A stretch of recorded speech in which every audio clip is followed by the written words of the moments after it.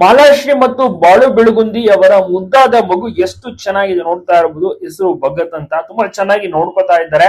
ಇನ್ನ ಬಾಳು ಬೆಳಗುಂದಿ ಅವರು ಒಳ್ಳೊಳ್ಳೆ ಸಾಂಗ್ ಗಳನ್ನ ನೀಡ್ತಾ ಇದ್ದಾರೆ. ಒಳ್ಳೊಳ್ಳೆ ಸಿನಿಮಾ ಅವಕಾಶಗಳು, ಲಿರಿಕ್ಸ್ ಆಗಿರ್ಬೋದು, ಆಡೋಕೆ ಕೂಡ ಸಿಗ್ತಾ ಇದೆ. ಮಾಲಾಶ್ರೀ ಅವರು ಮಗನನ್ನ ನೋಡ್ಕೊಳ್ಳೋದ್ರಲ್ಲ ಬ್ಯುಸಿ ಆಗಿರ್ತಾರೆ. ಇನ್ನ ಫ್ರೀ ಟೈಮ್ ಸಿಕ್ಕಾಗ ಆಚೆ ಕಡೆ ಹೋಗ್ತಾರೆ. ಸೊ ಒಂದು ಅದ್ಭುತವಾದಂತಹ ಸಮಯವನ್ನ ಫ್ಯಾಮಿಲಿ ಒಟ್ಟಿಗೆ ಕಳೀತಾರೆ. ಭಗತ್ ಅಂದ್ರೆ ಬಾಳು ಬೆಳಗುಂದಿಗೆ ಪಂಚಪ್ರಾಣ.